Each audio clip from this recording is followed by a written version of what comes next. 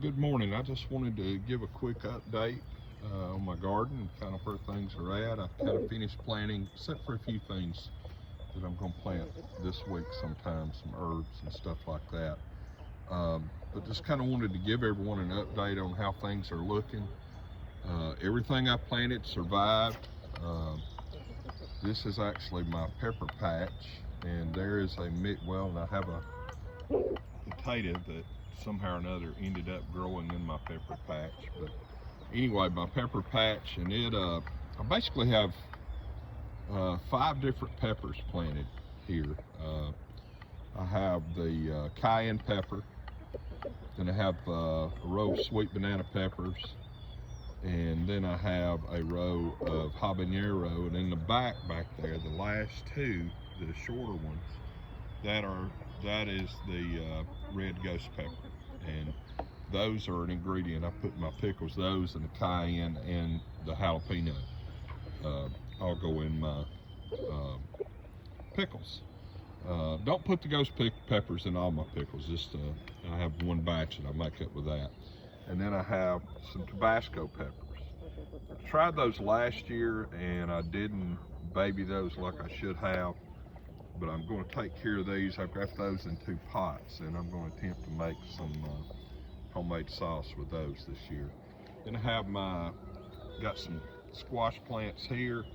That's the yellow squash, the crookneck, and then I have as you can see, if I can zoom in, my cucumbers are up and doing well, and those will actually run on my archway that you see there, and that'll keep all my cucumbers off the ground. Makes it so much easier harvesting and makes them do better. My carrots are just looking great, as you can see there. That's going to make, I don't know, somewhere around 30 or 40 carrots in there. Smaller variety, about 6 inches, and I'm actually going to go back with some carrots once some of my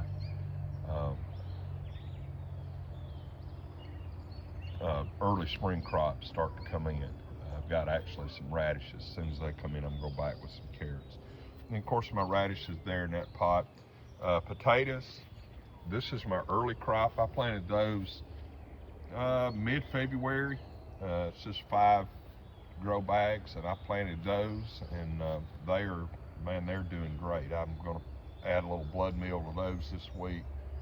Top the grow bags off. If you look, I've talked about this some, but these grow bags aren't but about 3/4 of the way filled. I'll fill these all the way to the top, and that's going to create more room for those tubers to come in, and it's going to just produce more potatoes. I have a variety of greens here. I've got everything from just the spring greens, which is the red looking lettuce, to, you see these green blotches here, that is some romaine that's mixed in. Also have my tomatoes here. I've got a couple of cherry tomatoes, and then I have some Cherokee purples, and then over here is my other tomato patch, and that is my Better Boy tomatoes, along with some basil plants. Again, use basil, use herbs in your tomatoes and all around your garden. It will ward off the pest. And over here I have my lettuce bed. I have some head lettuce, also have some romaine lettuce, and I'm going to go back probably in this empty space you see here between my lettuce and my cucumbers, and I'm going to plant some romaine from seed. That way I'll continually have some lettuce coming in through the year, and then I'll go back in here once I start harvesting some of these greens, and we'll plant more romaine actually to the inside over here in my tomatoes. And what that's going to do is it's going to shade that lettuce. Once those tomatoes get going, it will shade that lettuce, and it will keep it from bolting even when the weather gets warm. So lettuce and stuff like that are in that same family, are good companion crops for tomatoes, because they don't get down into the roots, and compete with the tomatoes for food. And then these two things here, I planted wildflowers in those. I've got a few things up, but just barely sprouted, not even really that you can see unless you get right down on it. But these should fill up with wildflowers. Of course, my butterfly bush there is coming along nicely. This will actually be a bed of pollinating flowers, and I'll pick those up here in a couple of weeks from 1818 Farms down in Mooresville, Alabama. And that will be just a bed of crazy colors and will attract the butterflies, hummingbirds. Of course, here's my original strawberry bed I put in last spring, and it's starting to put on blooms, and I'll have some strawberries here in a couple of weeks. And then here is what I call my brassica beds. It's my cabbage, my broccoli, my kale, those kind of things. But in this bed I have, of course, over there, my traditional radishes that I plant along the edges to ward off the fire ants and eat on my salads and give a lot of them away. But I have my broccoli here. I've got about a dozen plants that are up. And then I have my kale. I'm actually going to enjoy some of this week, and some salad. And I'll clip probably about 2/3 of the plants away, and they'll continue to produce until the weather gets hot. And then over here is my cabbage. I have a couple rows of just regular cabbage, and I realize it's a little hard to see because of the screen. Then I have red cabbage, and then a row of Texas sweet onions. Now, some people have asked, why the net? They've seen pictures of it, they've seen it in videos. I bought this netting, this tunnel, for about 80 bucks on Amazon. And what this is going to do, if it does what it's supposed to do, is it's going to help keep those little pretty white moths that you see flying around your garden off those cabbage plants. Those pretty little moths are what produces those dreadful green cabbage worms that will absolutely annihilate your cabbage.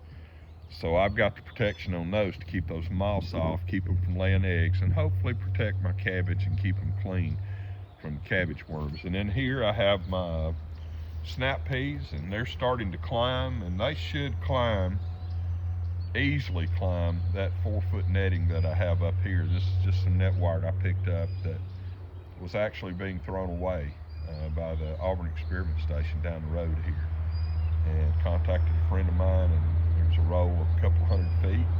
So I said, why not save that $200-300 that I'd have to give to Tractor Supply or somebody like that. But I have the snap peas, my baby spinach, which I'll start to cut some of that probably this week using salads. And then here I have my my onions. I have some red onions and more Texas sweet onions. So I'm going to have plenty of onion to share with my friends, neighbors, family. And then here are my 2 early tomatoes. I planted these about 2.5 weeks ago. I have a Better Boy here. It's up about 8 inches or so, I guess, and then my Cherokee Purple. I've actually plucked some blooms off these. And you say, well, why would you pluck blooms off tomatoes? Well, these tomatoes are growing. I mean, they're getting established. And when you let a plant that's young, like a tomato or even strawberries,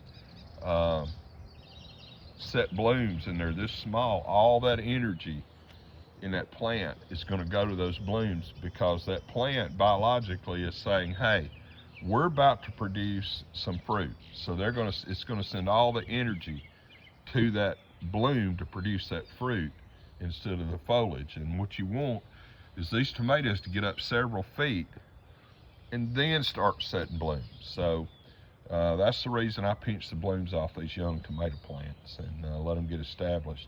These tomato plants here will probably grow to be about 6 feet or so in these cages. Now my other tomatoes in my patch over here, I'm gonna actually do, and I'll kind of back out here and give you a picture of my, if you can see it. It's kind of hard to see on the camera, but I think you can see the archway there. And I may do this today actually, but in this bed of tomatoes, I'm going to build an archway just like that. It'll just be wider. It'll go into the bed a little bit. And these tomatoes, rather than putting them in cages, they'll grow up and over that arch. The fruit will hang through those cattle panels and be much easier to find. You're going to have better airflow through there, because I'm going to also not only do the archway, but I'm going to keep my tomatoes pruned. Once they get up several feet, I'll go back and I will clip the branches on those tomatoes up about 2 feet. And that's going to push all the energy up into the top part of that plant where your best tomatoes get produced. And it's supposed to make more tomatoes. It's supposed to produce a healthier plant because of the airflow from the pruning. And I'm going to do my squash the same way. And you can see that back bed. There's not much back there right now. I do have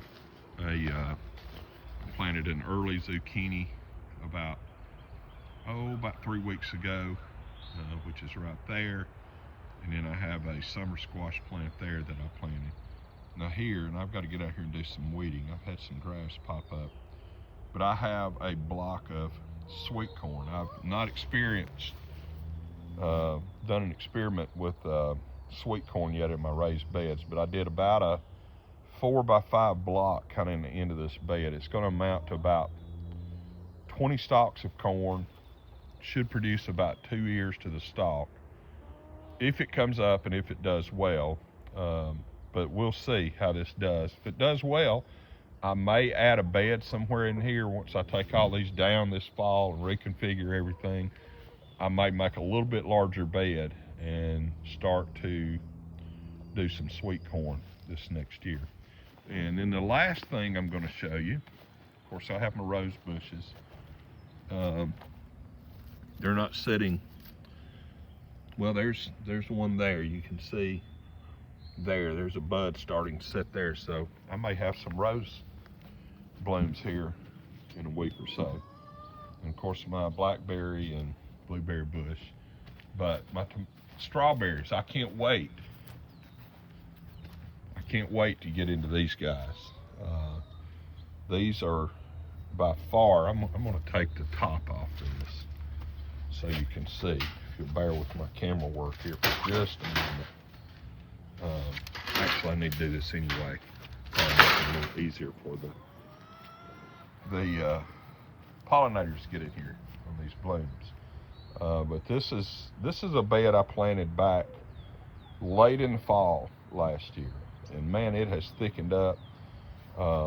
These plants probably in the last 3 weeks have doubled in size. But what I did, I went back about 2 weeks ago and I pinched every bloom off of them. And that sent all that energy to the plants to bush these plants up. And practically the blooms have come back, and actually I have more blooms now.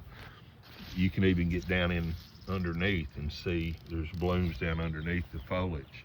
So I have that one, and then I also have this. This is my youngest strawberry bed. I planted this one in January actually, and you can see that green stuff. I sprinkled some romaine lettuce seed in there a few weeks back, and you can see it's already up and doing well. So actually, if I wanted to, I could actually clip some of this and throw it in a salad mix, you know, with my kale and spinach that I have over there. And probably gonna do that this week. Kind of getting the itch to have some fresh stuff in my garden. So we'll do that this week, and I'll kind of show you the process to clipping those. But anyway, that's kind of an update from my garden. I've got some things I'm gonna do. I don't know if I'll do a video on them. Probably gonna do a video of some type on the tomato arch and kind of show you how I'm going to do that and set all that up. But that'll be probably either tomorrow or Thursday. I will do those. I've got a lot I need to get done today. I've got some chicken stuff I need to get done, and I'm going to do I'll be doing some videos actually probably on some chicken stuff here in the next couple of weeks. I'm going to expand their pen a little bit, give them some areas to go to with fresh grass so I can separate them off in the pen they're in now. And I'm going to re-sow some stuff because chickens are hard on grass. As you can see from the videos I post on Instagram every morning, where I feed them, there's not a lot of grass. So I'm going to add to their pen, add probably another 50, 60 foot out the end down my property line, and that's going to put them on some fresh grass. And it's also going to allow me to keep them separated from areas that I want to grow some stuff in, some clover and stuff like that they like, that provides not only for healthy birds but good eggs. So anyway, we'll be doing some videos on that. So the videos I realize on my YouTube channel here have been a little sparse the last few weeks, but right now it's just kind of that time of year. So we'll add a few probably over the next few days, and both in my garden and with chicken stuff for those interested in that. But anyway, you guys have a great day, and get out, enjoy this weather. And if you're into gardening, I hope you are. If you're watching this channel, I hope you're either are into gardening, or maybe something to do with this has made you say, hey, you know what, I'd like to do that. And as always, if you have questions, feel free to shoot me a comment, a text. You can message me on Facebook or Instagram. If you have my phone number, feel free to shoot me a text or give me a call on that. I'm pretty flexible time-wise. Even if you need me, if you live close by, and say, hey, can you come over and look at this? I'd like for you to look at this and kind of help me out as far as setting this up, figuring out what I need to do. I'll be glad to do that. I just enjoy helping folks, because I've been that person that had questions, and unfortunately a lot of my questions I had to find online and get answers to, and a lot of trial and error. So one of the reasons that I do this channel is to help folks that are just kind of getting started in the gardening thing. And so I'd love to be able to help you out. And if I can't answer the questions, I can either point you in the direction somewhere you can get some answers, or I'll research it a little bit and find you an answer, if at all possible. But anyway, have a great day, and enjoy it, and let's get to gardening.